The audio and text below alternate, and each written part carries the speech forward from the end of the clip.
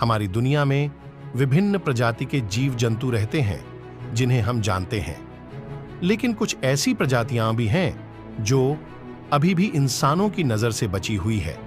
निरंतर ऐसे दुर्लभ जीव जंतुओं की खोज कई देशों के जीव वैज्ञानिक करते रहते हैं और इसी कार्य से प्रेरित होकर सोने का घोंसला एक रहस्यमयी काल्पनिक कहानी है लिखी गई है।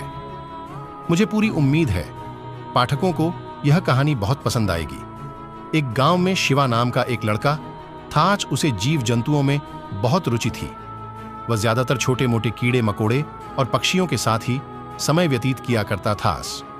शिवा के माता पिता किसान थे, लेकिन शिवा जीव वैज्ञानिक बनना चाहता था।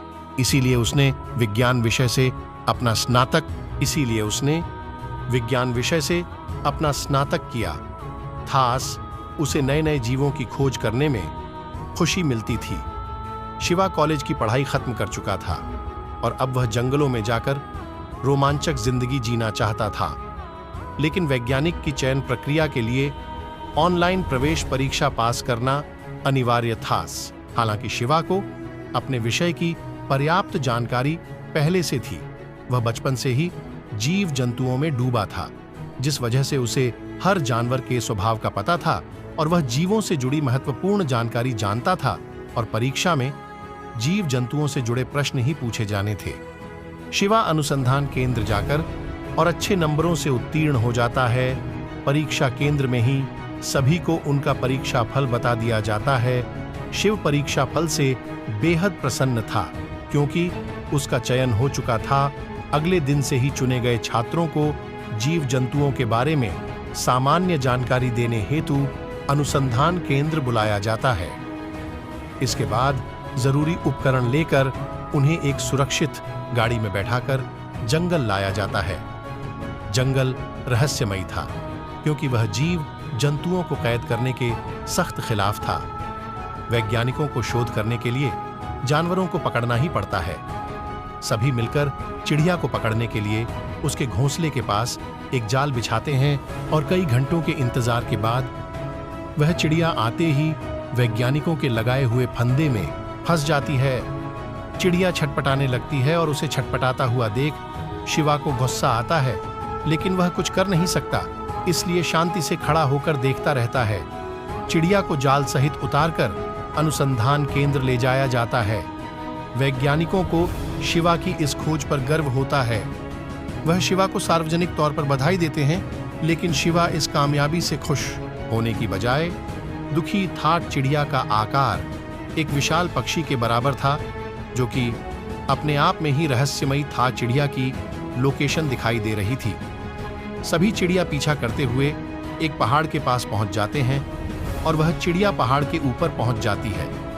पहाड़ की ऊंचाई देखकर किसी की हिम्मत ऊपर जाने की नहीं होती, लेकिन सभी को पूरा यकीन होने लगा था कि जरूर पहाड़ के ऊपर सोने का विशाल भंडार है। इसीलिए चिड़िया वहां जाकर बैठी है। तभी वैज्ञानिक हेलीकॉप्टर बुलवाते हैं और उस पर बैठकर पहाड़ के ऊपर पहुंच जाते हैं। ऊपर पहुंचते ही उन्हें एक बहुत विशाल पानी का कुंड दिखाई देता है।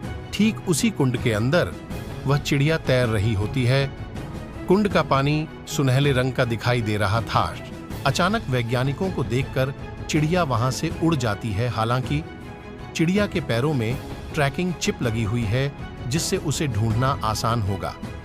वैज्ञानिक पानी के कुंड के अंदर गोताखोरों को भेजते हैं। कुंड के अंदर जाते ही गोताखोर तुरंत वापस लौट आते हैं और बाहर आकर सभी के सामने जोर जोर से चिल्लाने लगते हैं।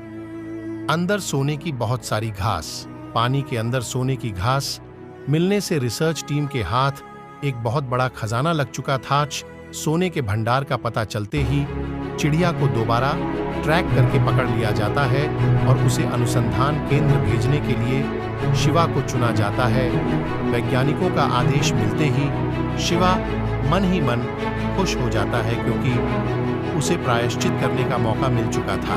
वह हेलीकॉप्टर में बैठकर धीरे से चिड़िया के पैरों से ट्रैकिंग चिप निकालकर उसे पिंजरे से आजाद कर देता है और अगले ही पल चिड़िया आसमान में उड़ने लगती है। शिवा को उसकी इस गलती के लिए गिरफ्तार कर लिया जाता है और उसे दोषी मानकर अनुसंधान केंद्र से निष्कासित कर दिया जाता है और साथ ही उसकी अंक सूचियों को अमान्य कर दिया जाता है ताकि वह कभी वैज्ञानिक के लिए आवेदन न दे सके। शिवा को अनुसंधान केंद्र से निकाले जाने का कोई खास दुख नहीं होता, क्योंकि उसे खुशी थी कि उसने पक्षी को आजाद कर दिया था। आज वह अच्छे से जानता था कि यह कोई सामान्य पक्षी नहीं जो अनुसंधान केंद्र के पिंजरे में रखा जाए, बल्कि यह तो आसमान राजा है जिसके रहने की जगह सोने का घोंसला है। शिवा चिड़िया को फिर से देखने की आस में आसमान की ओर सर उठाता है और यह रहस्यमयी कहानी खत्म हो जाती है।